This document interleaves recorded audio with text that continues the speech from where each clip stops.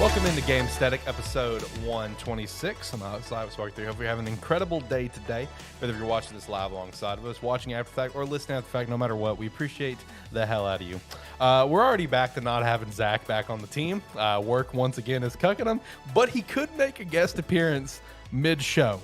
I have my doubts that he will, but he could make an appearance mid-show. But we do have John. John, how you doing? How you feeling? What are the odds that Zach's going to be here? I like that one of the hosts of the show you're referring to as the guest appearance now. That's basically what it is. That's basically what it is, man. He's here or he's not. He shows up when he can. Yeah, I mean, that's at this point, that's about accurate. We were actually set to do AniMan Plus this week, and 30 minutes before he was set to be here, he texted me and told me he wasn't gonna be able to make it because he got cucked again at work. I feel so bad for that guy. That poor dude, man. But hopefully he can figure it out. If he comes in mid-cast, awesome. If he doesn't, all right, maybe we'll see him next week. But for today's show, we're going to be chatting about E3 being dead. There is no comeback from this. We're going to chat about it. Give an update on everything going on with Dark and Darker and Iron Mace. Chat about the Zelda gameplay that was revealed and everything that came out of that OLED Switch that was leaked a while ago being confirmed. And then also just kind of looking ahead for April, because honestly, a lot of good games coming out this month. I mean, it's not like you have like AAA after AAA after AAA title, but like there is a lot of good titles coming out this month. So we're going to take a look at that. And honestly, we have a lot of shit in the weekly wrap-up this week. A lot of stuff randomly was announced. It's kind of cool. Shout out for Spoken getting a DLC. Shout out to that. I'm gonna go back to that game at some point. Didn't know we were gonna get DLC, but I'm here for it, man. I'm going back to there sometime this year. Yeah. I'm not. It's not dead to me. Not dead to you. Just right now, you're busy. That's the main thing. Well, it's just the open world exploration type games like that. I mean, I dropped it and Hogwarts Legacy at the exact same hour mark. It's not the game's, like either of those games' fault that I dropped them. It's just you right now. It's not my type of game I'm looking for right now.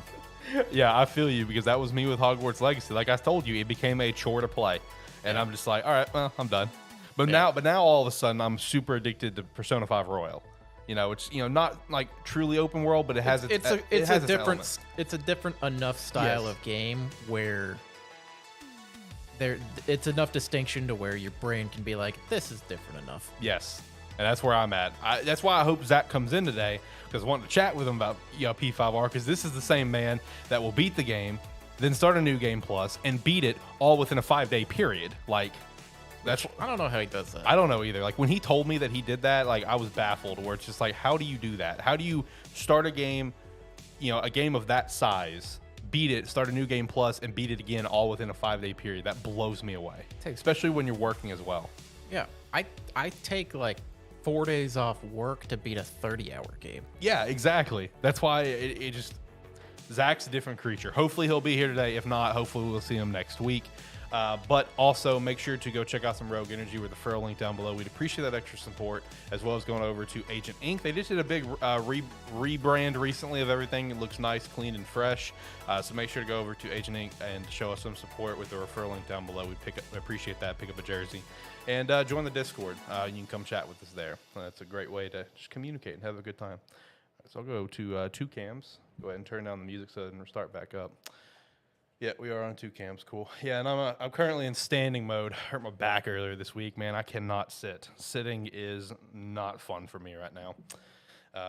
Not fun at all. I had to kind of move my stuff a little bit so I could actually see. If Zach gets here, I'm not going to be able to see Zach really, like up front. It's weird to look over and see you standing right now. I know. I don't have a choice, man. I was going to say, at least when we work, the few times we have done like the digital cast or something, anytime I'd see you stand up, I'm like, fuck you, I'll stand up too. Yeah, because he's got a standing desk too, Sooner or later, I want to get every desk in here to be a standing desk, like just these cheap ones. Like this works for how much we use it, you know what I mean? I want to do that eventually. And honestly, just, I have been thinking about doing a little, remodel in here, like how we're going to rearrange. I've been considering doing some rearranging. Mostly so I can actually go standing mode and actually see Zach, because I can't, I can see, I would be able to see, the top of his head because of where the monitors are right here. So, might do a little rearranging sometime soon. I don't know, something I thought about. But, yeah. Just get, half the size monitors. These are already really small. Yeah, just put a tablet up there. I mean, I do have a tablet, so I did consider that coming out here. So, I don't know, man. Anyway, so why don't we kind of kick things off with Iron Mace and Dark and Darker. We don't have groundbreaking updates or anything. The game's not backlisted on Steam or anything like that. But we do have some updates. I know one that came out literally Sunday after we went live on Saturday, where Dark and Darker basically put out a huge thing, even detailing their game files. Yeah, where they basically showed, hey, these game files that Nexon is claiming that we're using, these are free to use game files from Unreal. It was mostly the lawsuit, or it's kind of changed or kind of changed around where Nexon's, what they ended up stating was the files were very similar or named the same as what they had in their P3 game that they were wanting to develop. So yeah, Iron Mace went through and every file that was contested, they went back through and every file they had from the Unreal Unreal download where they could use it, where any developer can use it, anybody can. They backtraced them and released a spreadsheet that had the exact download link and everything where you could get it from. Yep. And then all of the files that they created in-house, they had those as well and had them marked as made by Iron Mace. Yep. And in their statement, and I'll be paraphrasing here, they basically said along the lines of, the reason why the files sound or are named similar is because it's generic fantasy names for it. Because they had names in there like Ranger Crouch. Yeah. Or Ranger Crouch animation. Yeah, very basic stuff. And stuff like that. And it's of any game that's based in a fantasy setting that has character classes are all going to have very similar names. Because you don't want the naming procedure to be very complicated, because then that can cause more problems in development. Yep. The simpler you can make the name, the better. Yep. So it's kind of like it was kind of them just their statement on a week ago saying, "Hey, yeah, you contested these files. Most of them are available to everyone, and the ones that aren't, yeah, they may be named similar to yours, but that's because it's like you were looking at making a like a generic fantasy game, and we made a generic fantasy game. Yep. That's why the names are similar. Yeah, and the big thing they were continuing to stress is like you can't copyright a genre because like that's what like it almost seemed like Nexon was trying to like cease and desist about is like about like this is the same type of game. It's like who cares the same type of game? You can't copyright a genre. Yeah. The only difference between Dark and Darker and other extraction type games is the fact that you're in a dungeon instead of like a city or something like that. It's medieval weaponry, and there's a circle that closes in. Yep. Other than that, it's nothing groundbreaking. It's nothing new necessarily. It's just done really well. Yeah, exactly. And then there was a little update yesterday that you mentioned to me right before we started as well. Yeah, yesterday, Friday, there was I had a friend of mine kind of sending me screenshots of it. Apparently in the Dark and Darker Discord, there was a long post that was, I guess, by one of the developers, kind of candidly saying that they were aware of what Nexon was trying to do to them, slowly bleed them out, make them not be able to work on the game. Right. And basically put a stranglehold on them until they ran out of money and weren't able to continue operating. And then was saying they didn't know if they were going to be able to, or they were going to try to fight it, but didn't know how long, asked for the community's help, and then a GoFundMe link was posted. And I believe the GoFundMe had like, I think I saw a screenshot. I can probably find it on my phone real quick, but I think it had like $46,000 or something raised. That doesn't surprise me. The Dark and Darker fandom is strong. It was at least at the time the screenshot was sent to me, it was about $46,000. Okay. But very quickly afterwards, other developers and mods were in there. They kept deleting the announcement, taking down the links when they were posted, because they were basically telling people, do not donate. We don't know if this is legit. Right. And at this point, I think it's been found to have been legit, but I believe the GoFundMe is taken down.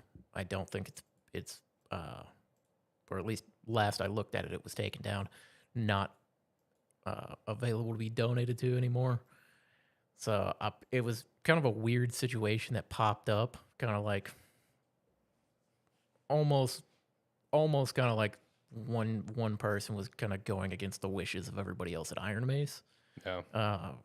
Just really wanting to get. I imagine his sentiment is how everyone feels, but everyone else is trying to be more professional about it. Is that kind of the vibe where he just said "fuck it"? Kind of, because because you would assume everyone feels that way. Yeah. In the post, the person basically said, Nobody else on the team knows I'm doing this. Our legal team doesn't know I'm doing this. Nobody knows that I'm making this post, which is which is what freaked the rest of the team out, because they didn't know if the account was hacked or if anything like that had happened. Yeah. Their worst fear was, holy shit, did somebody just hack this account and scam our community? Yep. But I don't know exactly where that's at this point, but I think it's mostly been figured out. It was confirmed to have been like, just keep going. Yeah, I think it was confirmed to have potentially been a legit posting, but I believe everything's been taken down because it was something the rest of the team I don't think was okay with happening. But it's like that I'm kind of speculating on because I don't know for sure. Yeah, I had to check. I think a bird just hit our studio window. That's what it sounded like. So I was curious.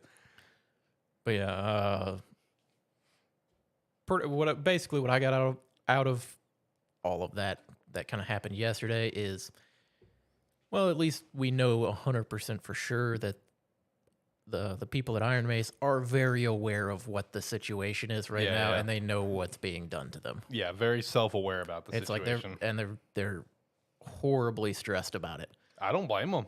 Small studio. Yeah. It's like, remember the wholesome story you shared last week? Small enough studio where it's like the dude started it by a loan from his brother. Yeah. Like that's how small they are. But yeah, so not necessarily the biggest update in the world, but some information out there still. Hopefully, I believe they are working on like more information that they can tell. They're just going about it in the way that I think the rest of the team is going about it in the way that they're supposed to be, going through their legal team, making sure they're not compromising themselves in any way. But we should hopefully be seeing more information come from them soon. Yeah, that's what we're going to be hoping for. We'll keep tracking it as it happens. But, I would say some of the biggest stuff, out of this week that I think a lot of people are at least happy to see is like basically see the little guy really fighting back. You know what I mean? Like that was kind of the big takeaways. Oh, man, could hopefully be a win for the little guy. Because Nexon is a large company. Yeah. It's one of those where it kind of depends on how long they get to draw it out before they have to actually provide some backing for their claims. Yeah, exactly. But yeah, like I said last week, I'll say it again. We'll continue to monitor this situation and just continue to hope for the best for Dark and Darker. Because I got to say, man, like in either a play test or when the game comes out, I was actually getting really excited to try the game with you. Like, I mean, how much you've hyped it up and how much community's hyped it up, seeing it on Twitter. Dude, thanks to you, it's all on my Twitter feed now. It's all, I am in the algorithm, and it's thanks to you. Like, I want to play this game with you. I want to check it out. So I really hope this all comes out. I think it's going to come out positive. I mean, I really do. Hopefully it does. I want to say that I think it will, because I hope that it will. But it's also one of those where we're still very early on. Yes, we are. It's tough to say for sure what's going to happen, but hopefully everything works out in Iron Mace's favor. Yeah, I think it will. We'll just keep on hoping and keep on monitoring the situation. Meanwhile, another situation that we've been kind of monitoring for many years now. Man, end of an era. E3 is really dead this time. There's no coming back from this. Honestly, I wasn't too surprised when I saw that. I was not either. There's no shock out with me with this whole situation. I gave them the benefit of doubt because Reed Pop was the one that was hosting the event, running the event. They're very successful at events like this. Great. But they just couldn't the time of E3, the beauty that made E3 great, that time has just passed. Everyone can do their own thing now. Well, it's not even just the fact that everybody can do their own thing. It's the fact that E3 had been we haven't had it. Everybody's been, or you thought everybody was waiting on it to come back, really. Yeah. But I mean, it's like last year when everybody was wondering, can like Summer Games Fest take the spot of E3? Can it do it? And then after Summer Games Fest, everybody was like, maybe we need E3. And I'm over here going, fuck are y'all talking about? It's the most excited I've been after this week than in the past few years. You were really excited about Summer Game Fest last year. And so far, everything that's come out from Summer Games Fest that I was looking forward to has been a fucking banger. Yeah, you were pretty pumped out of that Summer Game Fest last year. But it's one of those where it's like,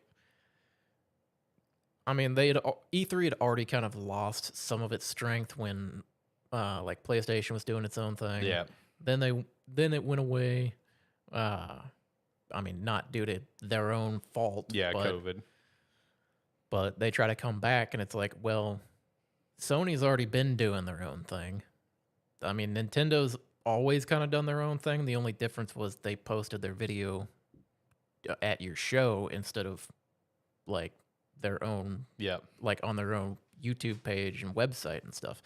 That's the only difference for Nintendo. It's just as easy for them to post it. And I mean, hell, we know Nintendo doesn't need E3 to get views. They get, every time they drop a direct, they get millions and millions and millions of views. Yeah. Everybody tunes in for it. And then, the last real big contender was like Microsoft. Mm-hmm. And I mean, as we've kind of seen, Microsoft has now started doing their own thing. Well, it's like they kind of it's kind of the thing of like either Sony or Microsoft, one of them will start doing something, then the other one kind of looks to do it a couple years later. So it's not a surprise if Microsoft's like, well, they're successful. We've got more. It's like we've acquired more like teams and developers and everything than we've ever had before. So we can already by ourselves probably make the biggest show out of anyone. Yeah. So why not give it a go and see how it is? Right. And then the final nail on the head was when Ubisoft pulled out. Yep. As soon as that happened, I'm like, oh, this is over. Yeah. Ubisoft pulls out. They're like, well, shit, no one else is going. Yeah. Why do I need to go? Yeah. I mean, that's the thing. Ubisoft was honestly probably the biggest name that was there. Also, I mean, to be fair, fucking Ubisoft. I know. We know what we're getting from Ubisoft for the next 10 years. Hey, we got a nice little tidbit for Ubisoft for you right here in the weekly wrap-up. We know exactly what we're getting for the next 10 years from Ubisoft. With the Ubisoft weekly wrap-up down, go ahead and shout out now because I thought you would really appreciate this. Because whenever we last chat about like they have like 10 Assassin's Creed games in development, and you were like, just shut the fuck up and release one. Apparently, Mirage has been delayed to 2024 based on reports. No fucking wonder. You're never gonna make a game when all of your time is spent. Yep. Fucking coming up with the next 10 games that you're gonna make. You're making 10 more Assassin's Creed games. Who gives a fuck? Yeah, exactly. By the time they all release, no one's gonna give a shit anymore. So let's look at this. Skull and Bones delayed twice. Assassin's Creed Mirage now delayed to 2024, and also with that, apparently the Crew Project Orlando was reportedly also delayed alongside of that. Good luck, Ubisoft. Yeah, I mean, it's the thing of like, yeah, Ubisoft was gonna go to E3. We pretty much know what Ubisoft was gonna talk about. Yeah. They can't help but continue to talk about Skull and Bones for some reason. They want to keep trying to convince us to play that game when it comes out. Let's never forget with Skull and Bones that they legally have to release that game. Yeah. I forgot what country it is. I always forget, maybe like Norway or something. I don't know. But just due to the amount of money that was pulled to make this game, in whatever country, they are legally obligated to release this game, or that country can take them to court. Yeah. That's just a meme at this point. I mean, they're gonna keep trying to convince us to play Skull and Bones when it comes out. Yep. We know that's gonna happen. And we know no one will play it. If it goes to Game Pass, I'll try it. Yeah, it's like they would talk about. It's like we know. I mean, they would probably still try to talk about the Crew. Yeah. Because why not? I mean, it's not the most successful racing games out there. Yeah, but it's not a Gran Turismo or Forza, but it is still like notable. A very notable kind of niche racing game in itself. It's not the biggest, but it's made a big enough name for itself that it's there. Yep. So it's like we basically know what's up with Ubisoft. Yep. We know exactly what they're going to talk about. They talk about basically the same thing every year, just with newer versions or like DLC or something coming out. Right. So it's kind of like, well, you were going to be the biggest name there. You pull out because you realize, well, shit, either they knew it wasn't going to be happening, or they're just like, fuck, we don't need to go. Nobody else is going. I think they knew, because there was one little tidbit that I thought of that was about a month ago. I didn't include it on a weekly wrap-up or anything. I didn't shout out in a podcast, but I did spot it about a month ago whenever Ubisoft further confirmed, like, yes, we will be at E3. The actual report was, yes, we will be at E3 if it happens. Like, that was their exact words about a month or so ago. So I didn't include it in the show at the time, but I probably should have, looking now that we've seen that Ubisoft pulled out and canceled. But they knew, they knew that. You can only assume that they knew, because other developers weren't there. Their perspective on it is, well, they probably like got the phone call or something saying it's not happening before the press release went live. Yep. And they were like, hey, we're gonna be announcing it soon. And they're like, well, fuck, we got to get our own announcement out of there so it doesn't look like we're just leaving because they're not doing the show. Yeah. Because then it just makes then it turns out that it goes from like them looking a little better for seeing it rather than them kind of grasping at straws after the fact. Yeah, exactly. Because now they left it before the press release, and now there's like, oh, we're doing our Ubisoft Forward around that time period. And one thing that I definitely want to touch on, and this one is going to be more so for anyone, who may be like a longtime listener of the show. And we've chatted about E3 and like Game Awards, Summer Game Fest, Gamescom, all these big events before. Look, I'll be fully transparent. I am not forgetting anything. It is not a change of tone. I fully acknowledge that here on this show, I think at least all three of us, I'm pretty sure at least me and you, we have been in that sentiment that one thing that we really liked about E3 is we knew when every developer was going to go on, and that was kind of the draw to it. So it's like, we're not stuck in a 3-hour presentation with a bunch of stuff that we don't give a shit about. But like today's day and age is also why we're not surprised that E3 is gone, because like that same sentiment that me and you related on, where it's like we like to know when certain developers are going to be on, they already do their own showcase anyway. Yeah. So it's like that. It's like it brings the question, from a consumer like us as fans, what good does E3 do anymore? Now, for smaller developers, E3 does wonders. A lot of deals get made. So I feel so bad for the small developers out there. But as fans, we have to ask, what was E3 really providing us? You know what I mean? Well, and that's why we're not surprised. Even still, basically all of E3 kind of came down to, like, in this day and age, it was the week that all the conferences were going to happen. Yep.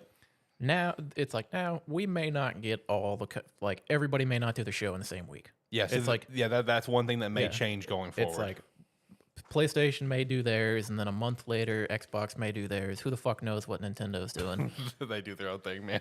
They'll tough to predict. They'll do theirs whenever they feel like it. It's like we usually have rough ideas when it's going to happen, but the only thing is now. We probably won't have a week where it's just like bang Saturday show, bang Sunday show, bang Monday show, and basically just 5 straight days of new announcements coming out. Now it'll be like, okay, maybe August will be the month for like PlayStation, or June will be for Xbox or something like that. They can do it whenever they want to now. Yeah. Which is both a good and a bad thing. It's nice to have all of the announcements at one time. That was the good thing about having it scheduled with the E3 format, is you knew when everything was coming. It's like you knew, okay, E3 is going to be around the time they do their big announcements. We'll get some stuff towards the end of the year with Game Awards and stuff like that. But E3 was the big, like, it was the time for the developers to kind of like throw everything on the table and go, this is what we got. Yeah. And now we don't, it's like we may not have that all at the same time anymore, which, I mean, good and bad thing. Kind of spreads announcements out, which will be nice. We can kind of get caught off guard a little bit. Mm-hmm. Instead of like knowing, kind of like I've been saying, knowing within this week we're going to get more announcements than we know what to do with. Yeah. We'll have a little bit of a breather in between. I will say, if assuming that let's just take the assumption that studios will start really spacing things out end of June, in July, whatever. I want to stress this. I will forever and always miss the week of E3. I will always miss that format. And honestly, there is a part of me that believes that format, that general, like, okay, it's June, it's time for mid-year announcements. I want to believe that will always be a thing, even with E3 gone. And I want to think that it's going to be thanks to Summer Game Fest being so prominent, where Summer Game Fest is going to be having its thing, and you're going to see Microsoft, PlayStation, Nintendo, Ubisoft Forward, Devolver Digital Direct, all of those really do their thing around the same time, almost in a sense like, in a way, like in an honor of E3, because E3 set the groundwork for the industry. Like they did. I mean, I'm kind of still expect everything to be at least in that same month. Yeah. But just kind of pointing out that they can do it whenever they want to. Yeah, exactly. The problem with doing that is, like you said, Summer Games Fest is still going to go on, and if we've learned anything in the past couple years, Jeff Keighley can get whatever fucking announcement he wants. He got a console announcement, for God's sakes, it's people. Like, come on. It's like he's gonna get whatever fucking announcement he can. So in a sense, he's still going to be doing that, which means he's still going to be forcing the hand of like big developers to go somewhere in his range of when his show is happening. So that way he can put the Summer Game Fest logo stamp on it. Because, well, even then it's like, because he's probably still going to get the announcements. Yeah. Everybody still understand, like these developers, they'll do their own show, but they still understand if we give it to Jeff for some Games Fest, we're set. Yep. It's like, that's a big show. In his show, he gets more views than the individual developers do. Yes, he pulls numbers. It's like he's going to pull numbers more than them. So there's still it's like they may not do it the same week, but I still firmly believe, kind of like you, where it's going to happen close to it. May not be the same week, but same month probably. Yeah, just June in general. Where he's going to get the big announcement, and then they're going to get the full presentation of going into detail about the announcement. Hey, he made it. We are coming for that goddamn trademark. Yeah, that's right. The E3 trademark's coming to us, baby. We're claiming that shit. Oh, man. Going 3 cams now. Let's dying. We're taking that shit. E3 is done, and that shit's ours now. I didn't touch on that joke yet. I was going to close off this whole segment with that joke. So I'm glad that you were able to be here to chat about it midway through the show. Shout out to Zach for making it. We weren't sure if you're going to make it or not, but I know, I've been listening. Okay. We were holding out a little hope, but man, him coming over here, he's still listening to us ramble. Yeah, I know. He was probably listening right up to the door. You're damn right I was. All right, there you go. I had to find an entrance. No, that's fair. That's fair. I had He'd probably been standing out there waiting for the right moment. Yeah, he'd been standing out there going, "Fucking shut up and say something interesting." Yeah, basically. So, what's your thoughts on the E3 being dead? I mean, all of us saw it coming. I mean, yeah. As y'all have been saying, I mean, it's just been slowly becoming less and less. I mean, COVID definitely increased the pace of how quickly it was going to die out. Yeah. Because I think without COVID, it might have actually stretched on for a couple more years. But E3 was just sort of that starting line that was just like, yeah, we can do our own stuff. Yeah. And then kind of like what we said, especially with E3 gone, Jeff Keighley's just become a fucking monster. Yeah. Man. He's become a titan. He is. Like, and I just every single time anything E3 would be announced, this man is on it with the social media post. And easily. It's the same thing with the E3 announcements. Like minutes later, Summer Game Fest. Summer Game Fest is not canceled. Will go on. Jeff Keighley talking about, it's like, I remember E3 when I went there. I was 15 years old, but don't worry, we have Summer Game Fest. And I'm like, this man. I mean, he was very smart about Summer Games Fest. He latched on to E3 to be like, I'll just do your opening show. It's like, I'll open E3 week. Yes. And then now he's like, it's fucking mine. Basically. Now I open with my own show. Basically, dude. And, the one thing that's going to be interesting to watch for this summer with Summer Game Fest is you got to keep in mind, this Summer Game Fest, I want to say, is the first one that's, like, fully open to the public. It's like what in E3... Oh, is it going to actually be open? Yeah, like, you can buy tickets. It's going to feel like what an E3 was. Like, it's going to be... I mean, yes, it was open to an extent last year because, obviously, after the main video, the main show, people were there playing games and stuff because we saw leaks come out for, like, I remember Sonic Frontiers leaks coming out and shit like that. But, yeah, this is the first one that's going to be similar to an E3 feel where they're in a convention center in Los Angeles, I think, and people can buy tickets and go to it and go to all these different booths and shit like an E3 almost. So like that's going to be interesting to watch about how much, because like that alone, if it's like overly successful like we think it's going to be, I feel like it's going to further keep that sentiment that me and you were just saying, that like we think it's going to, everything, all these big announcements and showcases are going to stay in this same week range. Almost in a sense, like in an honor of E3 kind of way. That's just kind of what I think. I don't think stuff will fall out of June. I think June will remain the month going forward, and all kind of in the same window. For the most part. Wouldn't be bad just because it is halfway through the year, and it's a good time to update. It's not as bad as it used to be. Summer was always sort of that dead time for gaming. Yeah, and I mean, over the last couple of years, for game releases, you mean? Yeah, it's not nearly as bad now. No, it's not. But it used to be bad. You're right there. You're right there.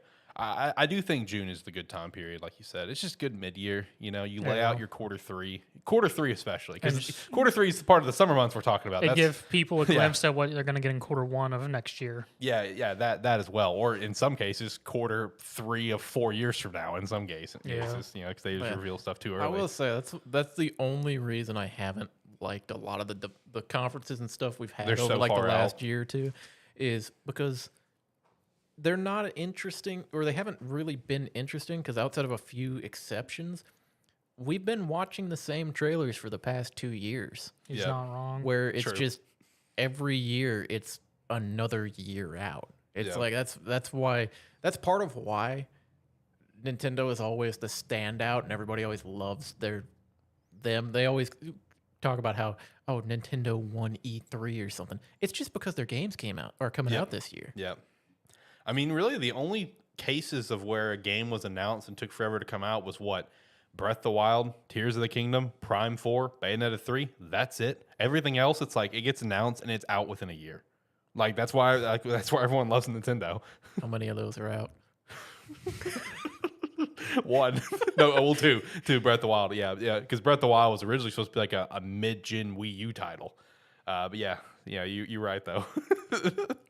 Hey, one's about to come out. Hey, Nintendo doesn't miss often with that, but when they miss, they fucking miss. Yeah, Prime 4 is my favorite example, man. That's why we still reference stuff. Man, this game got Prime 4'd. It got restarted from development. I mean, like something like that just doesn't happen. A game of like that magnitude of title literally getting nuked. It's like, we're starting over. That does not happen in the gaming industry. It just doesn't. It's very rare when something like that happens, but. No, I mean E3 being dead, it sucks because like I said earlier, I will forever miss like just that single 4-day period of nonstop directs and showcase. I will forever miss that because that was awesome. That was awesome growing up. Loved it. But one thing that I saw Jeff point out in his tweet when he was like reminiscing about when he was there 15 years old is that he made Summer Game Fest because he felt like E3 was not evolving to the times. And they weren't growing to match the times. And he saw an opening there, which obviously he ended up being correct on this. And taking. Yes, and now taking that crown, just like we're going to take the E3 trademark. I mean, the writing's been on the wall. The writing has been on the wall. It's unfortunate, but none of us are shocked by the fact that this event got canceled. No. Still looking forward to the summer, though. Going to be lots of great showcases. Rip E3, though. ReedPop, they gave it their best attempt. I even saw a couple people from like ReedPop and stuff like that tweet out literally just some short, sweet, to the point. I'm sorry we tried. Like it makes you feel bad. You know what I mean? It's like, damn, that's actually a depressing little tweet. I'm sorry we tried. That's it. It was just not enough to work with. I mean, when your headlining studio was probably Ubisoft. It's rough. Yeah, that's a problem. Ubisoft has not been in good graces for a very long time. I'm fucking tired of Ubisoft. Yeah, I know. They got 3 franchises, honestly. Assassin's Creed, Rainbow Six Were you listening Siege, when we talked about the delay? and Crew, yes. Yeah. Shout out to Mirage and Crew being delayed. Skull and Bones just got delayed. Yeah. Man. I mean, personally, I guess technically they still got For Honor too. Oh, yeah. That's still going, isn't it? Yeah, it's still going. Shout out to that. Personally, I don't have anything against Ubisoft. I'm fucking tired of hearing the same guy. Anytime they say they're going to announce something, they're announcing the same fucking thing they talked about before. Oh, and Just Dance. Our yearly Just Dance. Oh, that is true. They do have Just Dance. That's like one man's 3-day project.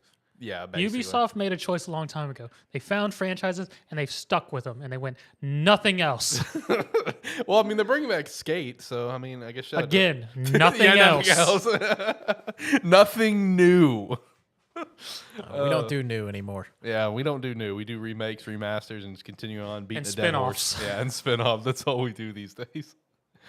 Oh man. Any other thoughts on the E3 stuff, Zach? You got anything that you want to shout out since you just popped in? No, not really. Okay. We'll touch on the Zelda gameplay stuff then. I think I'm out. Yeah, I'm out.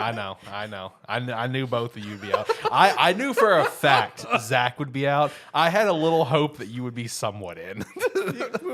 You were trying to talk to me about the controller that you were trying to get, and you were like, "Do you see that?" I'm like, "What controller?" Yeah. He's like, I read an article. Then he looked at me and goes, "Did you watch anything on it?" And I went, "Skimmed an article."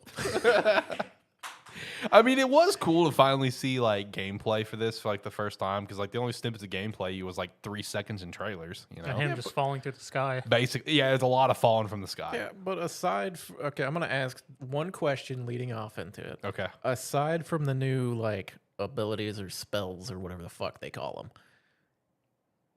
does it look like much changed? Okay. Wait, there's an ability called Ultra Hand? Yes. Why? That's just what they named it. Why? That's what they named it. Just God dang it, Linkle. just in general, outside of like the obvious applications of these new abilities that they have in there, is there a massive change that I would have missed out on from not watching this? No, because this yeah. Are you talking about this direct in particular? That would just like from what we've been able to see so far. So if we're talking strictly just this direct, these 4 abilities do add a lot of change. If we're talking overall for the game as a difference from Breath of the Wild to this one, I'm personally still in the boat where like I was a while ago, where it's like I need to see the new, because we're in this same world. I know the sky stuff's new. How much is the sky stuff kind of like? How big is it?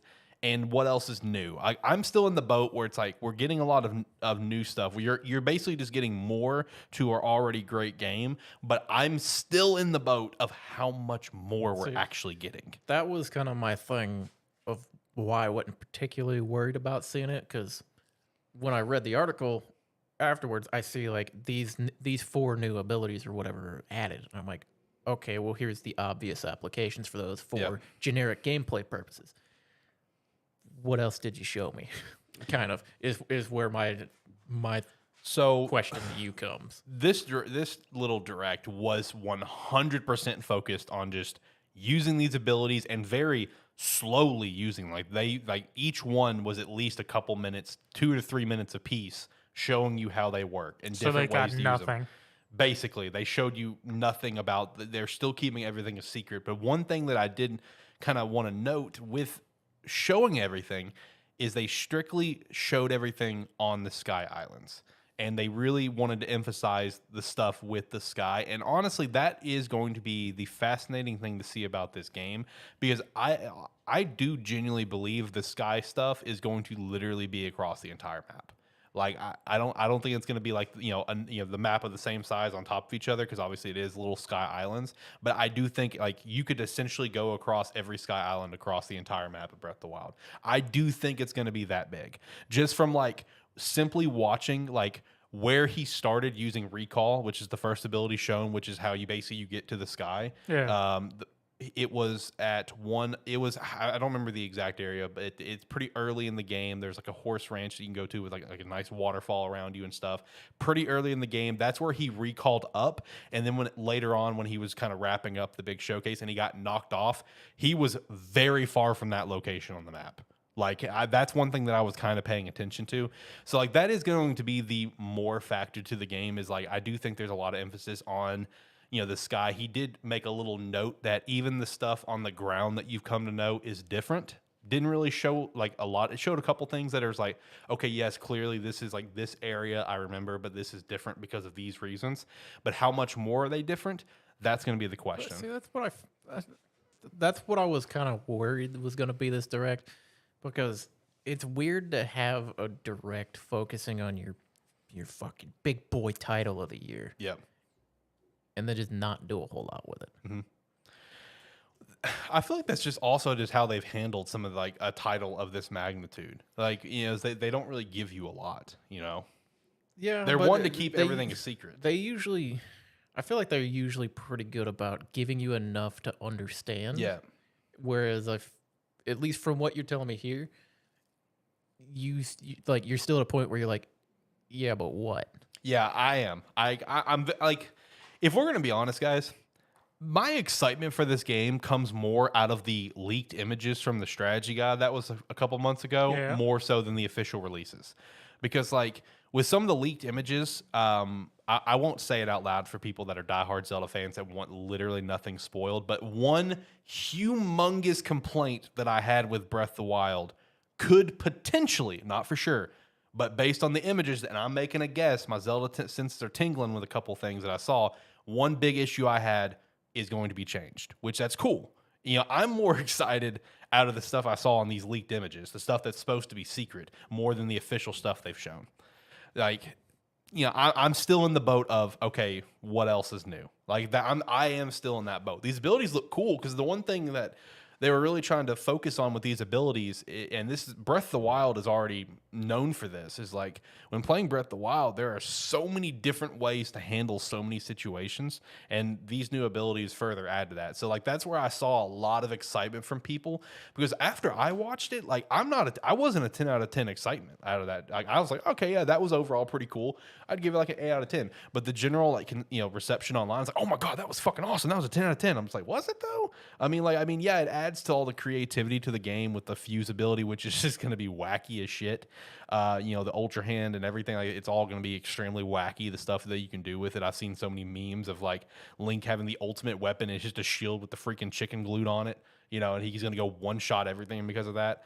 It does add to the creativity to the game, because I know like when me and Jared have always debated between like best Zelda game, the one thing that he always clung on to with Breath of the Wild was how creative it was to be able to handle every situation, which totally fair point. And that's the one thing these abilities really add to the game, in my opinion, is that creativity to play the game how you really want and explore the world how you want. But again, when it comes to that exploring, like you just said, all right, what else? I still am in that boat, but I'm still excited for the game though. I'm definitely still excited for the game, but just because of the build around it, where it's like I don't know how much more there actually is, it's still not like my most anticipated title of the year. That'd still be Starfield, and Spider-Man 2 would be number 2, and then this game. But the abilities look cool. The fuse ability is gonna be wacky. Take a random stick and fuse a giant boulder on it and go beat the shit out of someone. It's going to be wacky. I saw, there was one where he had like one long stick and he fused a pitchfork on it, and it's like 74 feet long on Link's back, and Link's walking like no big deal. So, can you get a stick and fuse Ganondorf to the end of it? There's probably going to be a glitch that's going to let you do that. Yeah, probably. I would be willing to bet you anything that will happen. If you could pretty much fuse anything to anything is kind of how they showed it off. The Ascend ability is pretty cool too, which that we've already seen in trailers, whatever. You think we'll see Sheik again? Maybe. No. Maybe. No. Maybe. No. You never know. Yeah, you do. These games are a heavy focus on the Sheikah, so maybe. Who knows? Probably not, but maybe. No, the Sheikah has taken Sheik's place. That's probably accurate. True. That is accurate. They have, but you never know. Maybe. No. Probably not, but maybe. But they also showed off that OLED that was leaked a while ago, Pro Controller, case, amiibo, and you can also get a wooden plaque if you pre-order at GameStop. So shout out to that. That's the only pre-order bonus I've seen so far, is the wooden plaque from GameStop. That's cool. Wood art's cool. I got wood art literally right behind me, of course. Shout out to Buddy Green with Quality Construction. That's cool. But didn't manage to get my hands on that OLED though. I don't know if you were listening to the show at that part. That was early in the show. I think we were talking about that beforehand. Oh yeah, that was off the show. I did get the OLED. Yeah. Did get the OLED, managed to secure that one. I wasn't really necessarily hunting for it. It was just more so like my Target credit card recently got like a very large increase for whatever reason. The card was paid off, and I just happened to log in one day, and it's like a 70% increase. And I'm like, guys, please stop. Damn. Please stop. Don't do this to me. So like I saw Wario64 put up the link for for Target and the OLED. I'm like, so let's click it. Let's see if I can get it. So what you're saying is they got you. They got me. They got me. Yeah, it's just the truth. This man sees number go up and immediately spends money. They got me. It happened. But the OLED does look cool. I don't think it's as cool as the Pokemon one. I think the Pokemon one still looks better. The Pro Controller is what I want the most. The Pro Controller looks sick. And I haven't not been able to get a pre-order on that one yet. Welcome to my fucking life. Yeah, I know, with you and your controllers that you're trying to hunt down. Best of luck to you. Even yours that are being scalped for your Pro Controller are still like less than half the price of the ones I want. Yeah, that's true. It's rough out there getting those collector's items. Yeah, the controller hunting life is kind of rough, man.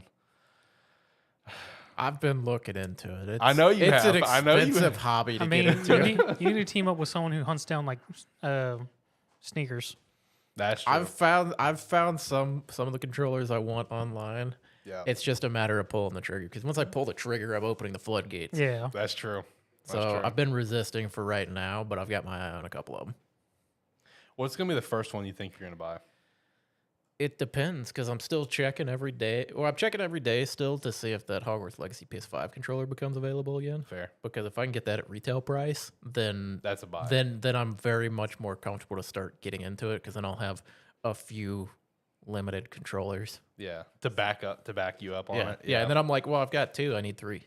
It's not a collection. That's good. That's good logic. It's not a collection until you have 3. That's good logic. It's just a pair. Yeah, exactly. That's a fair point. I've been looking at like Xbox One controllers that have come out, and there's a few that I have my eye on. Yeah. I'll be honest, I don't fight for any of them, but anytime on Xbox Home and it says enter for a chance to win a controller or console, I go, sure. You never know. I mean, it might as well. It's one of those where I've looked at like the list to see what all have come out, and I'm like, I like these ones. Yeah. I still want that Galaxy one that they revealed for Xbox. I still want that one. I mean, you can still buy that one. Yeah, that one's still available. It's not too expensive either. Yeah, that one's still retail. I just haven't got around to buying it. He mentioned to me before the show that he was also looking at getting the Cyberpunk Xbox One. That's one that I would want. That one does actually look nice. That one's sick, it's man. Fucking sick looking. It looks good. That is such a good design for a controller. That might be the first one. The design looks great. The only thing is I can't deal with the color scheme. I mean, okay, that's fair. I like it. It works for me. Yeah, I mean, that one I would probably buy just because I like the design of it. Yeah, that's fair. Design is awesome. Now, if you find me an Edge Runners one, sure. I still need to finish Edge Runners. I never watched it. No.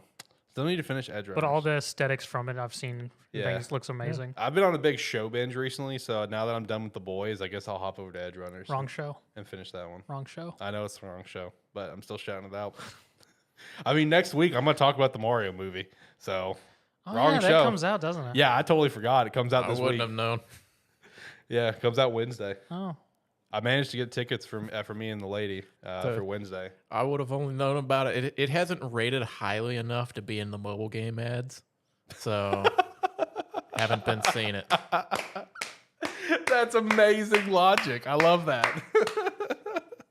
That's fantastic. That's the only reason I knew about like when Fire Emblem Engage was coming out. Mobile ads. When does the D&D one come out? That's out now. Yeah. Is it? And it's being reviewed incredibly. Yeah. Apparently, it's a great movie. Yeah. People have fucking loved it. I want to go see it. The return of Talk About Movies and Stuff, featuring the D&D movie. Sure. Let's go. Shout out to that dead cast. Not dead. It's not E3 dead. That's the best way to put it. It's not E3 dead, but it is dead. But not E3 dead. I want you to know there's 4 that are in like the dead casket, and then there's one that's actually in the grave. Which one's in the grave? Lighthearted. Well, that's debatable.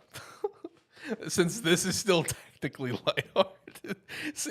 We're still rocking the same feed that we've been rocking. That name is dead. The name is dead, yes. Rest in peace to Lighthearted. And then Real Talk. Real Talk is dead, but making its way back.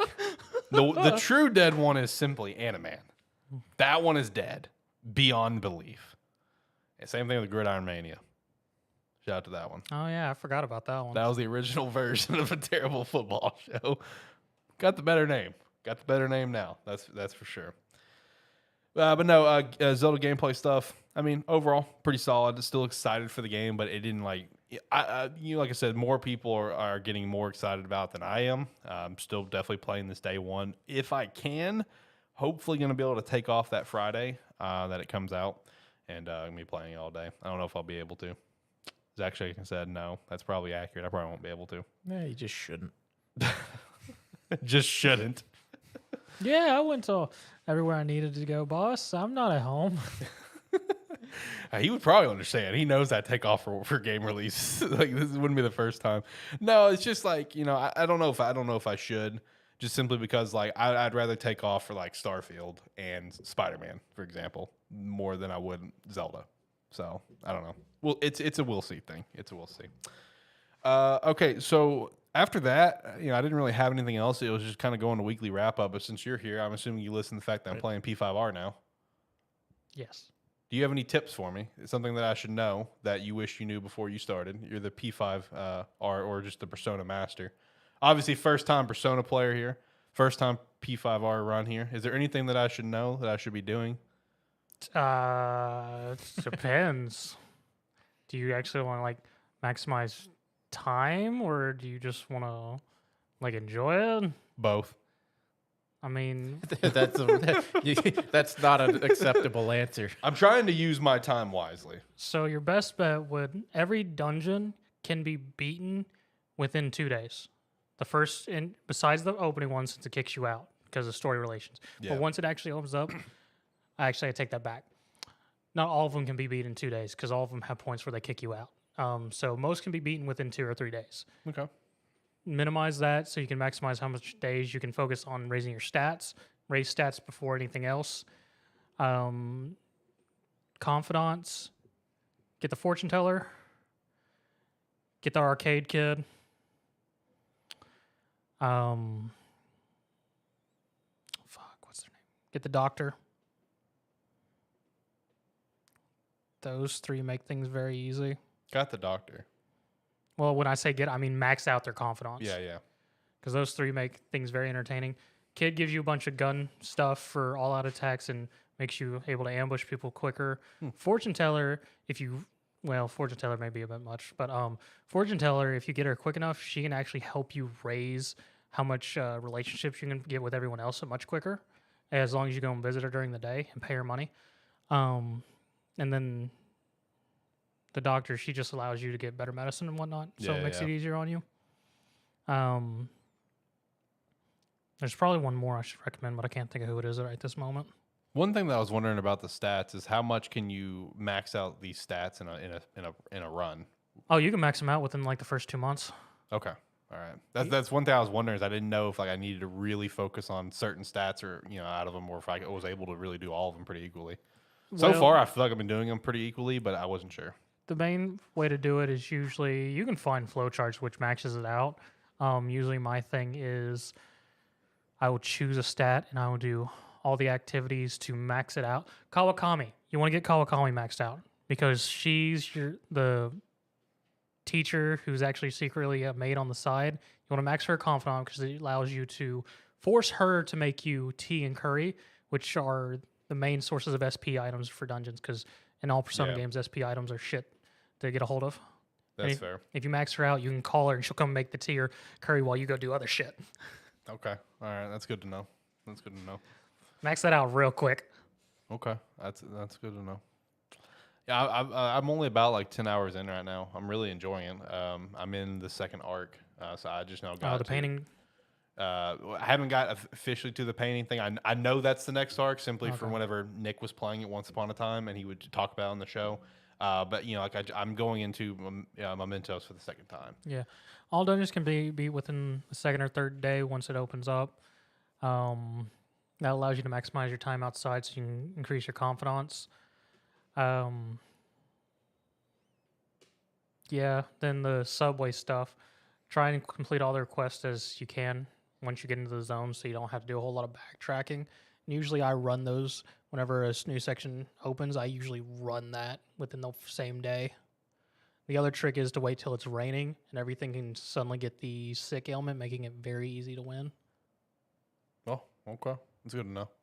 All good tips. I'm going to remember that. Because I'm having a lot of fun with the game right now. Like, I'm actually really excited to go and play it later. And the thing with the confidants, if you actually max them out when you do New Game Plus, at the end, the ones you've maxed out will give you an item, which will give you access to some of their confidant bonuses at the beginning of the New Game Plus. Okay. Nice. Also, use the compendium as much as you can. If you have personas that are leveled, go and update them. Right. They'll cost more money, but then you'll have them on hand. And the compendium is your best way to complete. I forget what they are. The little girls, their strength, their arcana thing, which is just making a bunch of personas with weird skills. Okay. All right, all good tips. Gotta keep on playing now. I'm really enjoying. What do you think is gonna be like? What's the average story completion play time for a first time player, not you? I mean, my first time when it first came out, my completion time was like 72 hours. Okay. Got a journey ahead. I mean, I haven't cut it down very much. I mean, if I really focus and just maximize, a playthrough still takes me about like 58 hours. Gotcha. Okay. Are you gonna pick it up sometime soon? John's already played it. I have it. I know, but are you gonna pick it back up? You were mentioning it earlier. Whenever you and I were talking about that, you got X amount in and just kind of dropped it. Or whenever you do pick it back up eventually, are you gonna restart it like you mentioned? Or oh yeah, okay, yeah. It's like whenever I do go back to it, it'll be starting from fresh. I don't remember shit about that game. Also, fair. And towards the end battles, if your people are dying, always focus on your MC, because if he goes down, you're fucked. Yeah, that's fair. That's fair. So fuck everyone else. Give him the best equipment. Yeah, that's already. That's how I play games doing, right? Anyway. Yeah, it's kind of what I was already doing. I think I got to sneeze, but it's not one to come out, unfortunately. But anything else that we wanted to chat about as a talking point? What have you guys been up to? Zach, I can still not figure out how to run a weekly show. Yeah, he got WWE. Yeah, seriously? I was talking to him about it. Yeah. I can't run the weekly show, but I can put on a fucking hell of a main event. Fuck, John. And like the pay-per-view, fucking knock those out of the park. Weekly shows, they're rough. It's like I'm just sacrificing those to build up the storylines for the pay-per-views. This is why you got to have a large roster, John. You got to have those rivalries interspersed. So you have some like mid rivalries to go leading up to the pay-per-view. You know what's fucked over my second season is I had a really good set of rivalries going between like best friends? My women's tag team. Okay. My women's tag team had one of the members of it had like 3 different rivalries going on. Oh, fuck. Just based on how it had the matches going. They were all working really good. Then she got a movie deal. Oof. So she was gone for a month. She was gone for a month. And I was just kind of sitting there. I'm like, I can't do anything with these rivalries right now. You get a lot of money, but you're sort of fucked. But no, I was telling Alex beforehand, the last main event I did, probably the best one I've done. I think I had one like mediocre match, but everything else was like 4 or 5 stars. Nice. Because I had a really good rivalry for the women's championship, and then I had I don't know why, just two members of my roster have just, if they face off against each other, the lowest I've ever got on it is 4.5 stars. Damn. For a match between them. And I had a rivalry built up to like rivalry level 4 with them to close out the show, and it was a fucking banger. And then I've got an undefeatable champion on the male side. See, I had that for my first season. Mine was Matt Riddle. I didn't even want him to be the champ.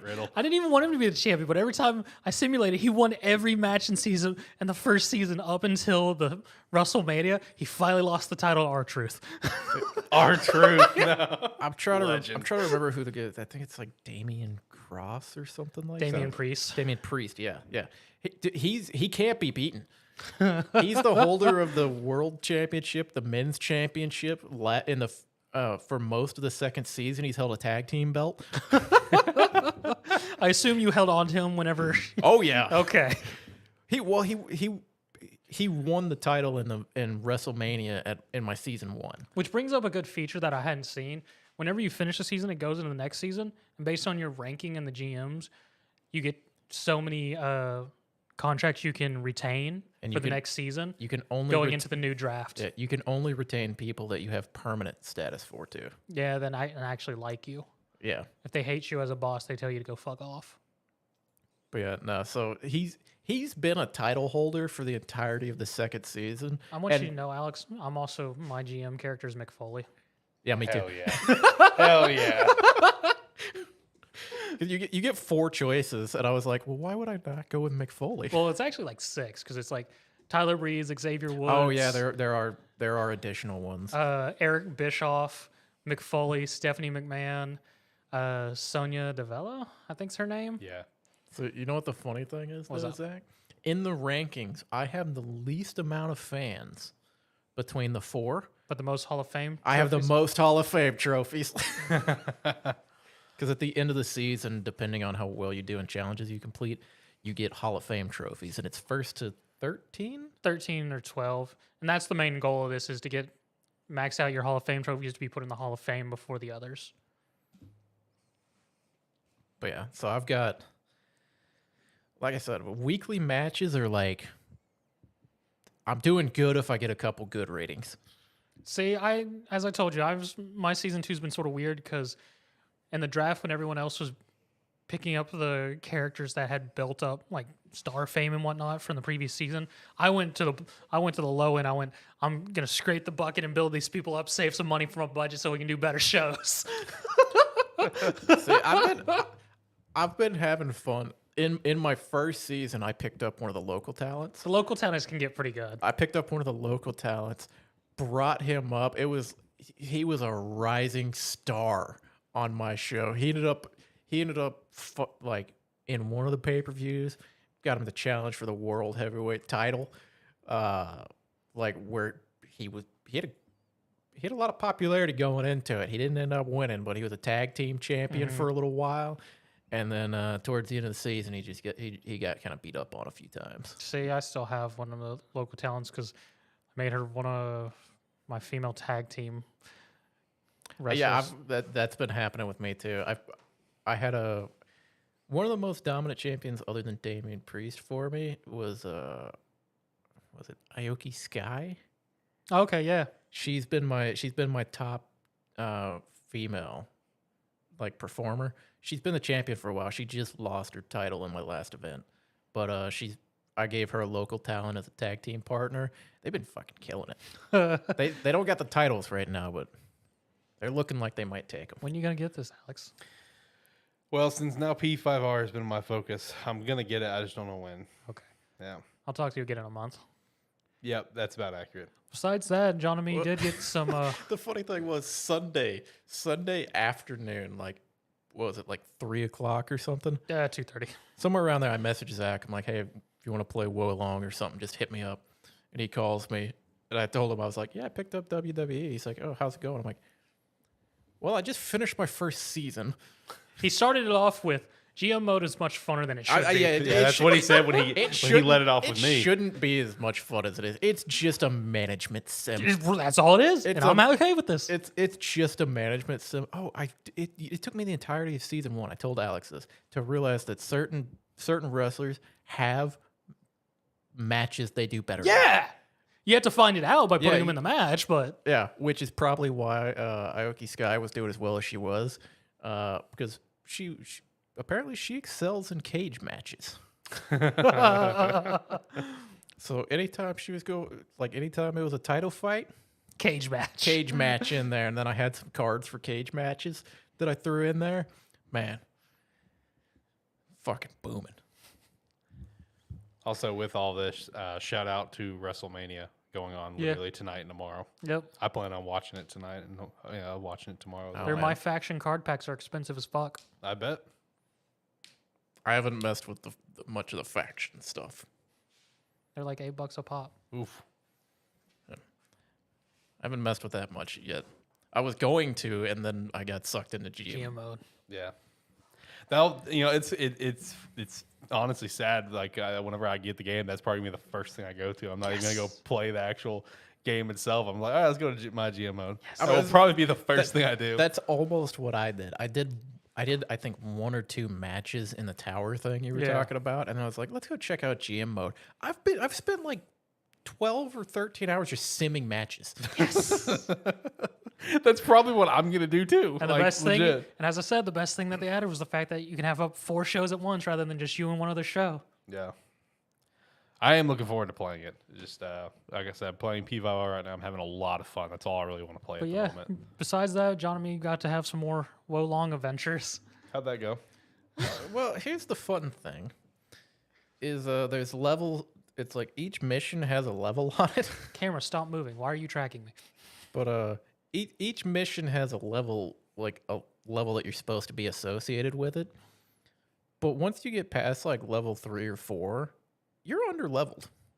And we just never paid attention to that. And we just like, fuck it, we'll just keep going.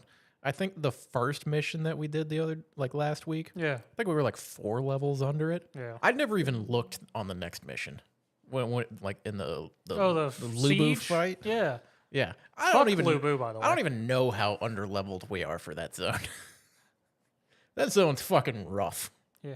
So the first one was some prison we went to. We had to go through and we fought. And we got fucked up a number of times, but we eventually... A lot of that was us learning how to play again. Yes, because it's been fair. a month since we played, so both of us were like, how the fuck do we do this again? There was a moment where we found a hole, a giant hole that was very obviously going to kill us, and we were running, and... Okay, I forgot it was there. John forgot it was there. I remembered it was there. Did he walk off again? He walked off and went, and I sort of laughed and went, oh, I sort of leaned to look over and I went too far and I went, shit. And I followed right after it. Ledges are baying. That's actually one of my favorite things about all of you guys' stories. There have been a couple of funny moments where like we'll be in a fight and I'll go down and then Zach will finish killing them before he picks me up, and whenever you avenge someone, it pops up on the screen. It's like avenged or revenged, accomplished, or something. Yeah, revenge like accomplished. And I'll be down, and he'll kill him, and I'll go, oh, we avenged someone. He goes, yeah, you went down. And he's like, that doesn't make sense. I'm like, yeah, but I'm not dead. But the prison area we were in. It wasn't too bad. We were just confused on where we were for most of the time. Like, we ran around a lot confused. And just relearning the controls. Yeah. It's like that one took us a while just relearning how to play the game. But once we got through it, it wasn't. Oh, and then we found my fucking Bane, the goddamn ninjas. Fuck those guys. Okay, because I think they're just assassins. Yeah, they're called assassins. They're just assassins. There's nothing hard about them. They're just they stand off in the distance or they hide in a corner, and they just come down and they attack fast. Or it's like they attack fast and then they like jump in and out a few times. I don't know why, but for whatever reason, he can't fight them. Yeah, like, no, I can't get the rhythm for some reason. He can't get the rhythm on him. Me, I'm like, these are the easiest enemies we've come across in this game. Because like there's one spot where like at the beginning of the mission, there's two in a tree that come down. Yeah. Where like he'll run up and start fighting one, and then one comes over to me. I kill it real quick, and I turn around, and every time without fail, the one Zach's fighting still at full health, and I'm like what's happening here? I don't know what about their attack pattern that fucks me up. There's always that one, right? It's like that one enemy. Like him not being able to fight the assassins is like me trying to hit a critical counter. Yeah, because there was a whole thing. Because the second map was a siege, and first off, John apparently pissed off one of the NPCs because there was one fucker that just kept shooting with fucking ballista bolts. I don't know where they are. Like we'll be like we do a boss fight or something, lose, be back at the entrance of the fight, and then we're both standing there, and we'll be like talking or something. Like a minute passes, nothing, and then like after about a minute or so, quarter of my health is gone because I've been shot with a flaming arrow from somewhere. I was never shot once by the ballistas. They are across the entire wall. Not one ever shot at me. They always went for John. I don't know what happened. Like, I thought there was one point where I thought we cleared the wall. We cleared the whole map, and I'm sitting there, like we're talking before the fight, and I got shot. I'm like, where? Like there's one point where I'm like running back to go get a marking flag or something, and like an arrow flies by me. I go, I don't even know where it's coming from. I couldn't tell you at this point. The game fucking hated John. And then, then there was the fucking, what you were saying with a critical flex. Like there was the first boss before the gate. Literally the guy charges me. I pick John up and then catch the block. And John has a hell of a time. Fuck the Lubu fight. Okay. The boss at the end of the mission that we were on, which is kind of like the siege and everything that he's been referring to. Boss is Lubu. He rides around really fast on a horse. And he's very fast. You can only hit him a couple times before he kind of ducks away. He's got a lot of health. and then you can knock him off the horse, and then after he gets knocked off the horse, you better fucking block or counter the next attack, because otherwise he's going fucking flame mode on your ass. And that's rough. Yeah. But the fight always starts out. We go into the arena. And the first thing he's going to do is he's going to charge me with one of the attacks I have to counter. Every time. It's only me. He only does it to me at the beginning. He literally he charges at me, and then he goes over and he attacks someone else for like 2 hits, and then he jumps up and does another one that I got to counter. And I don't know if Zach was getting annoyed with it, but the start of every attempt just went. I'd be sitting there, I go, didn't get it. Nope. Need a pickup. And every time the charge would almost always take John out. Until we got used to the pattern, then towards the end, John was surviving. But those first like 8 runs, just every time it down. Was bad. I love how it's just John. I really do. Like where this enemy's just like, you're mine. It's basically what it was, because there was one round where he did one of them at me and did one of them at Zach, and I was sitting over there. I went, he fucked me up now. I don't know what to do. Everything's changed. It's just the worst part, because it was a very contrast, because as John was saying, those first ones, it took him a while to get those critical blocks, and like you would see it because it would turn red, he'd get hit. John would go down, we get him off the horse, he'd immediately turn to me and just go, all right, I'm a fuck, shit, critical block. Yeah, I would say this is probably the first, Luba is probably the first boss in the game that's offers a challenge. Yeah, that's significantly hard. Like outside of just like there's a ton of shit going on the screen and you gotta chase around. Like the one boss that just summoned flames everywhere. Yeah. That one wasn't a hard fight. It was just annoying. It's like that one was just annoying because I made you do most of it because I felt like shit during that boss fight. And then there was the snake lady we fought who's just annoying as shit. Yeah, it's like, again, that one wasn't hard. That was just a matter of getting the timing down for the most part. But at some bosses, we've just been able to fucking bully. Yeah. And then it doesn't even help that Lu Bu does in phases, because once you knock him off his horse, once you get him down like a quarter health, he jumps back on the horse. And the worst part is the horse doesn't even go away when he's off it. It just runs in a circle and smack the shit out of you if you happen to be in its path. It literally just runs in a circle, and if you're in its path, it just runs into you. And if you don't move out of the way, or if the knockback doesn't knock you out of the way, it'll just keep pushing you along. Yeah. And the entire time you're taking damage. It's usually not an annoyance, but with how many runs we did, there was always at least one point both of us got caught trying to do something and be like, walk over to pick him up, and it's like, all right, I'm gonna get you, fucking horse. I enjoy hearing about you guys' adventures. I mean, we still got a spot. You could join us. I don't think I'm gonna be able to get very far, boys. Hey, if I can learn it, anybody could learn it. The good news is I found a fucking weapon I like. Yeah, you did. Oh, well, that's good. I found a weapon that I'm fucking good with. That's been the biggest help to me. Nice. Yeah, I enjoy hearing you guys' adventures, especially the falling off the ledge. That's my favorite part. Gravity always wins. All right, boys, let's hit the weekly wrap up and let's work our way out of here. Get some dinner going here soon. I'm pretty hungry. So the first thing that I just want to kind of shout out is that honestly, got a pretty good month ahead for April in gaming. You know, we do lead off with the Mario Bros. Movie this week on the 5th. Shout out to that.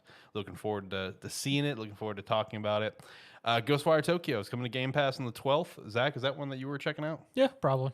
Did you play it on the... No, that's right, because it was PS5 only, wasn't it? PS5 exclusive and PC. Okay, all right. So you didn't get it on PC? No. Okay, well, there you go. Your waiting paid off. Sorry. And then, of course, Mega Man Battle Network Collection on the 14th. That's one that I'm really excited for personally. Minecraft Legends on the 18th. Looking forward to trying that one since it will be going to Game Pass. The Horizon Forbidden West Burning Shore DLC on the 19th. Dead Island 2 on the 21st. I am actually looking forward to trying Dead Island 2. Finally. Yeah, I know, finally. I'm looking forward to playing it. I'm going to have more fun with it than I did the first one. Like, I'm honestly probably getting this day one. Like, I'm actually low-key excited for it for whatever reason. But so I will be checking this one out. In fact, it took Goat Simulator 3 for the developers to go, oh shit, we should finish our game. Yeah. It's like, oh yeah, that is almost done, isn't it? Last Case of Benedict Fox is another one coming to Game Pass day 1 on the 27th. That's a game that was revealed sometime last year. I don't remember what event. It might have been at the Xbox Showcase over the summer. And it actually looks kind of cool. With it going to Game Pass, it's one that I'll check out. It may just be one of those, kind of gems of a games that we'll come across, kind of like the one that you checked out, Zach, last summer. Was it As Dusk Falls or whatever it was? Oh, yeah. Yeah, I feel like it could be in the same realm as, like, it could just be a really nice Game Pass game to check out when it drops. Live Alive did get the recent announcement that it's going over to PS4, PS5, and PC.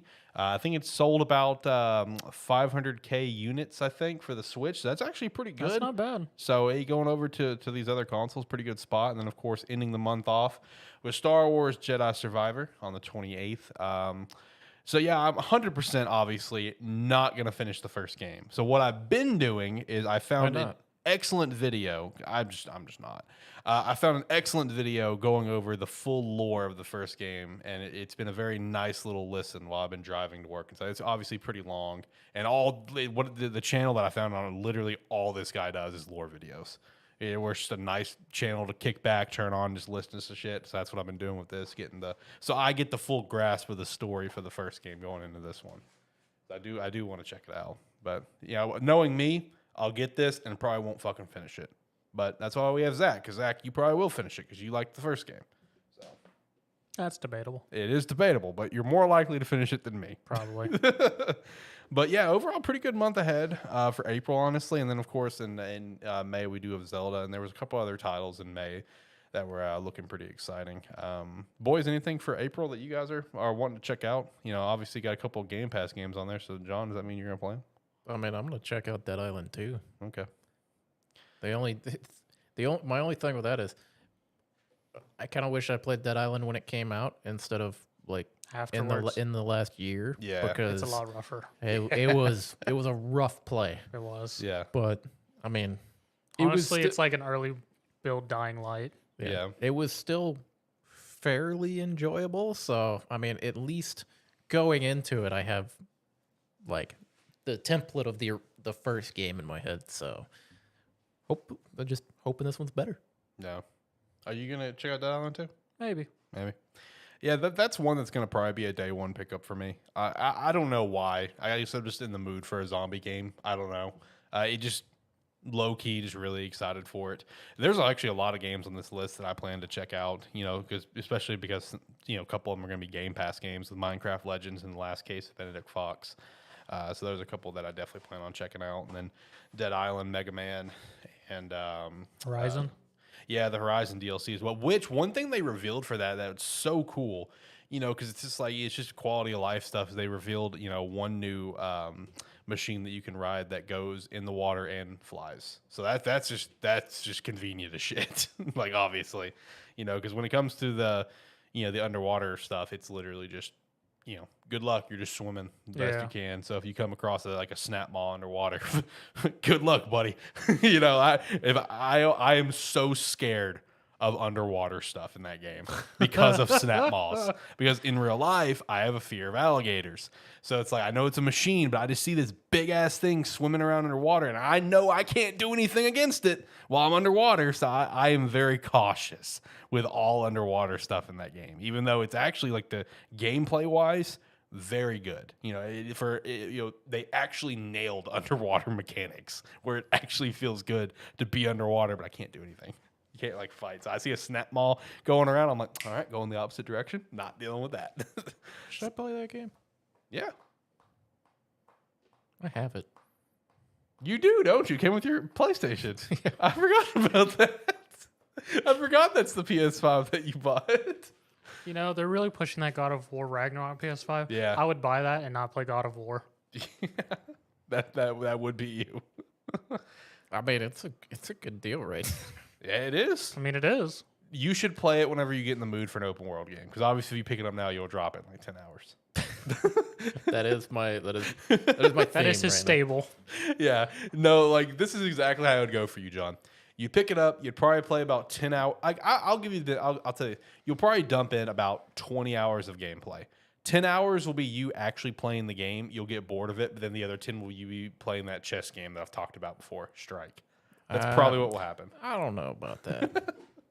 I get off on side quests of my own.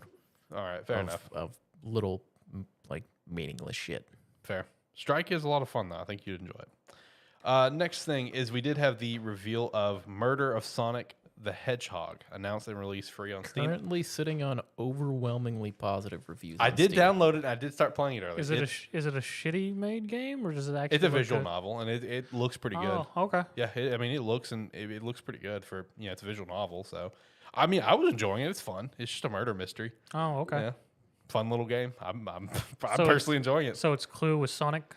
Basically. Okay. The one thing that I did look up something because I was curious.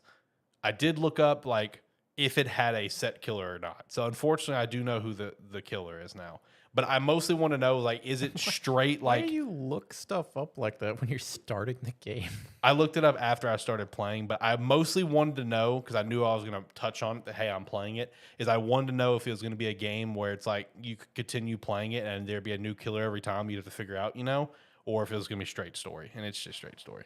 So I was like, I mean, it's still fun. It's a fun, cute little game, but it would have been cool if it would have been like, like you could just go in and play the game, have to figure out a killer every time. Like I think that would have been more fun, but it is what it is. Still talking about Steam. Apparently, Dolphin. If you want to do that, you can go play Crime Site. Speaking of that, Crime, that Crime Boss game comes out this month. I was going to ask. I think. Oh, does it? I think so. Is it not out? It might actually be out. Yeah. Oh fuck yeah! I'm gonna go hang with Danny Trejo. That might be out. You just popped that in my brain. I was gonna ask about that after you had kind of finished with that. Oh yeah, it's out. What's it on? Everything. Yeah, it came out on the 28th. Came out just a couple days ago. $40. Ooh, his Metacritic is bad. Nice. Doesn't have good ratings. It was literally just for a cast. We saw nothing. Yeah. We knew it was just going to be the cast. Yeah, no, I was gonna ask about that when you had kind of finished through your thing, Alex, because of the fact that I saw it was referenced on a video I was watching earlier, and I was like, oh yeah, let's see if these boys are gonna pick that up. This is bad ratings. Well, I mean, the rating on Epic Game Store is pretty all right. But other than that, probably like 7 people rating it. Yeah. Shout out to that game. But yeah, Dolphin Emulator is now coming to Steam. So I thought that was actually pretty interesting. And my first thought when I saw this is, wait, is that even legal? And then I come to find out there is actually apparently another emulator on Steam. The one that does only Wii games, I think, is on Steam. I was like, I didn't know that would even be legal. I thought Nintendo would be all over that and shut that down. But I don't know. There's a way around it because I guess it's because they're not putting up Nintendo titles on Steam. It's just the emulator itself. So I don't know. I guess this is just an easy way to download the emulator for people because I guess the main thing, the main selling point that people are excited for is this obviously makes it naturally integrated for the Steam Deck. Yes. Because you could get the Dolphin emulator on the Steam Deck by uninstalling the Steam OS, having the Windows OS and installing Dolphin emulator that way, the roundabout way. Now you can just have it on Steam Deck. So I guess that's pretty cool. I mean, that's actually pretty sweet. GameCube on the go.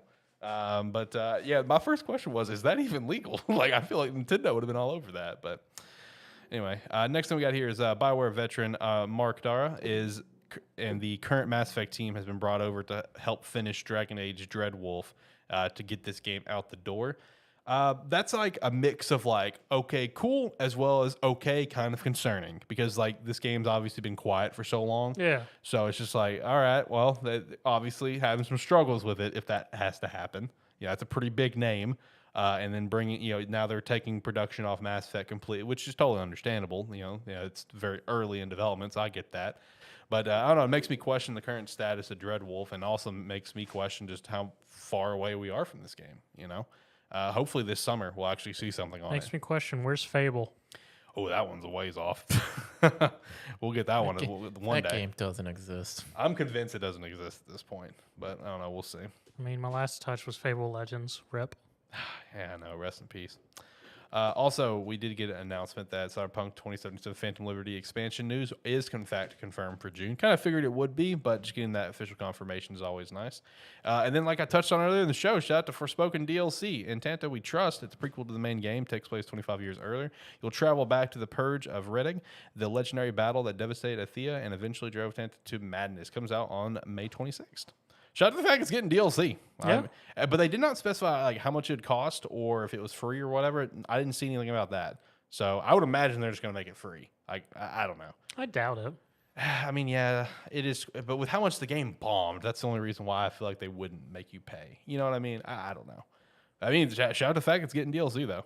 I will be kind of curious to see what else it just adds to the game, you know? Maybe some quality of life stuff, new spells, whatever it is. I have no idea. I will be kind of curious about that. There was also a recent Xbox controller patent floating around showing an Xbox controller with a touchscreen, but that was confirmed to be a Turtle Beach filing, not Microsoft, per Tom Warren of The Verge. Tom Warren's a guy that I follow that is really on it for a lot of Microsoft news. So he was the first one who really threw it out there like, hey, guys, this is not Microsoft, because everyone else immediately was like, oh, my God, look at this new Microsoft patent. And he was the one that threw it out there. It's like, hey, this one's not Microsoft. This one's a Turtle Beach thing that they're working on. But the patent filing did look pretty sweet. So just wanted to shout that out in case you saw that. That one was not an official Microsoft thing. But it wouldn't shock me if that is something they want to try to look in the direction for, because as we've mentioned before, you know, Phil Spencer has definitely talked about how he feels like their controller is lacking, especially with what PlayStation's been able to do with the DualSense. But still talking about Xbox. Activision Blizzard purchase still on a good track. Japan Fair Trade Commission determined it would not restrain competition. And then also apparently members of U.S. Congress has also now accused Sony of blatant anti-competitive competitive conduct in Japan, which I think everyone would know that. You know, Sony has definitely been doing that over in Japan for quite a while when it comes to Xbox, especially when you look at the numbers and it's like Nintendo overwhelming, Sony overwhelming, and then it's like there's Xbox, like a nice little like 2%. So, you know, everything is still pointing on track for this thing to get done and really get done probably by June, in my opinion. Apparently, Arc 2 has been delayed to 2024, late 2024. This is, you know, there was like no confirmed release window than 2023, but from the general vibe that I've got from people online is that this is a very, very massive delay, which obviously late 2024 is pretty huge. Arc 1 getting a remaster as Arc Survival Ascended coming in August for PS5, Xbox Series, and PC. The official service of the original Arc will be shut down in August. So that brings me the questions. Yeah, because the remaster was only listed for PS5, Xbox Series, and PC. So I guess rip Xbox One, PS4, Switch. I guess rip all that. Sounds like it. That's kind of the vibe I got. Yeah, fuck them. Yeah, that's the vibe I got was fuck them. So if you haven't got one of the new consoles yet or a PC and you like Arc, fuck you. I guess you're screwed. Have fun. You know. I already mentioned the Assassin's Creed thing earlier. A couple games gone gold. Zelda was confirmed to be done, and Final Fantasy 16 is confirmed to be gone gold as well. And the last little tidbit is Vampire Survivors' second DLC, weaves an Enchanted Fairy. 8 new characters, 13 new weapons, 1 new stage, 7 music tracks, 20 new achievements to re-earn your 100% save, $2 on the 13th, coming here soon. And also shout out to Vampire Survivors winning the best game at the BAFT Game Awards, TA Game Awards. Shout out to that. They beat out some pretty notable titles. Just think about it this way. I mean, Vampire Survivors was a $4 game or something. Still is. It's like, yeah, I mean, it's not an expensive game, but it picked up enough popularity because of how simple and good the game is to garner DLCs that it can sell at like half of what the game cost. Yep. It's the second one at $2. It's like this man. It's like guy behind this game. Good to you. He got on the same track as the FNAF guy. Mm-hmm. That's true. Yeah, it's like I mean, it's just good to see little stories like this where like small indie game picks up steam, continues to be able to make it. Facts. Vampire Survivor went on a hell of a run and still is going on a hell of a run. So definitely shout out to that. That's all I had for the weekly wrap up. Boys, you got anything you want to shout out, add to it, follow up on with our conversation today? I don't think I got anything. No. All right. I'm going to hit the music. We're going to get out of here. Like, comment, subscribe, rate, whatever your platform allows. It does help. If you've been catching us live, thank you very much, and maybe we'll see you again. And if you haven't subscribed, definitely subscribe. Bye. Do everything he said and more. And if you've made it to the end of the show with us, whether you caught us at the beginning or partway through, thank you very much. We do these streams every Saturday about 6 p.m. Central Time, so maybe we'll catch us from the beginning of it, or at least sometime during it next time. Thank you. Make sure to also check us out at our website, sparky2.com. You can sign up for free. Sign up $5 a month. We appreciate the extra support, as well as the extra support on some Rogue Energy and Agent Inc. We'd appreciate all of that. Go follow us over at TikTok at Sparky2Official. Join the Discord, everything in between. Make sure to check out the other shows. Until next time, guys, have a good one. See you next time. Bye.